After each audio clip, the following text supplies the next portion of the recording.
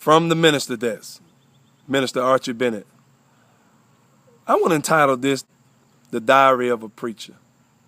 The Diary of a Preacher. Dear Mr. Diary, ministry is not for the faint at heart. Dear Mr. Diary, ministry is not for the weak.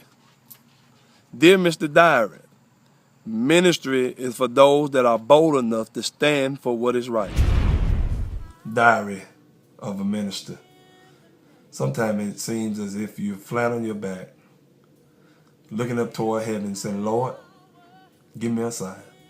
Lord, give me something. The people are weary. The people are worried and don't know where to go. And Lord, it seems like we're walking in circles. Lord, it seems like we've been out here for the longest. Lord, when are you going to deliver us? People do not fully understand what it is that your minister do on a daily basis. But I'm here to tell you that being a minister is work.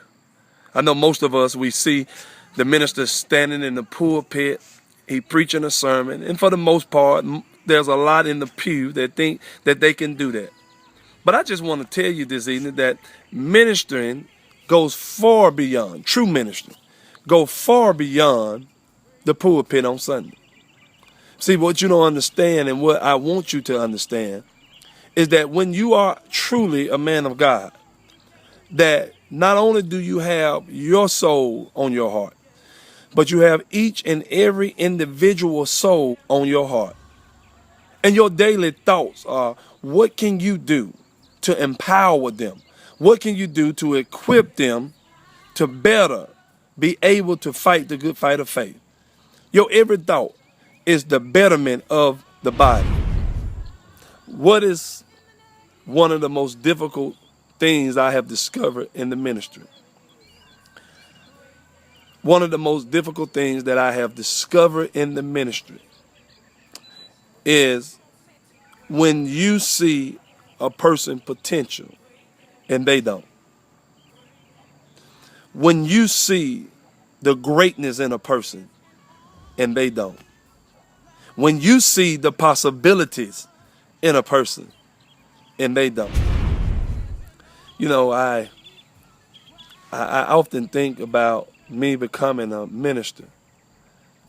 And to be totally honest with you, I didn't really think that I would actually be a minister. I had a lot of other goals in my life.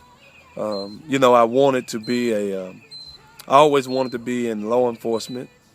But some of you may not know, but I share this with you since this is the diary of a preacher. One of my other goals, if I wasn't in law enforcement, is I always desired to be a band director.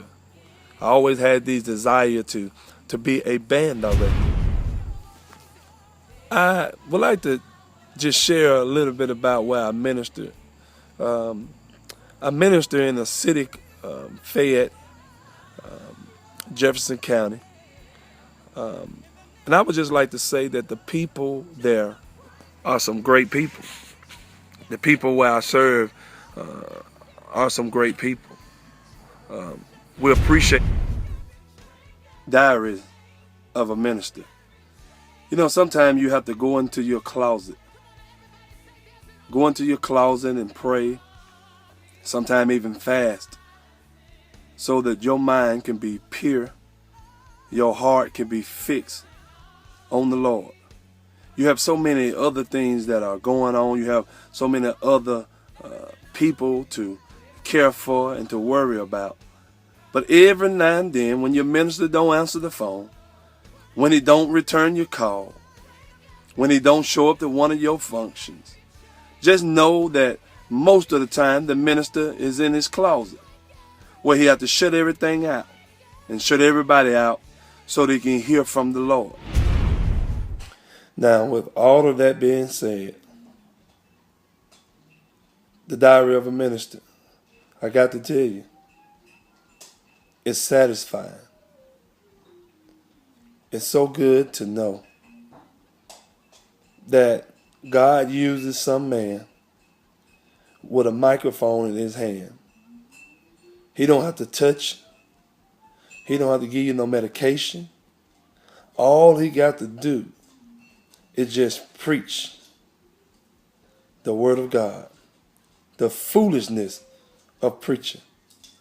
The foolishness of preaching can make a crack at it get off crack. The foolishness, just a word from God can make a streetwalker, a woman on the street, start walking it out for God.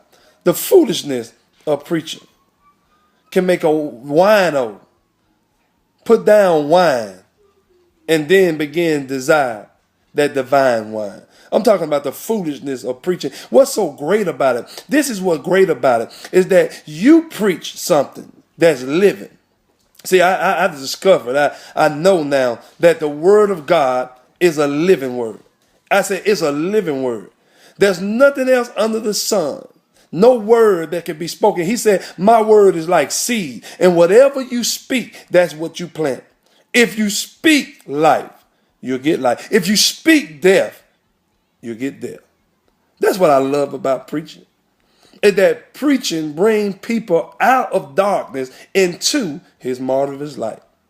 That's what I like about preaching. That's what I love about preaching. You can take a person who has been in a situation, in a predicament for years, and all they got to hear is one word, and they'll change their life. That's what I like about preaching. That's what I love about preaching.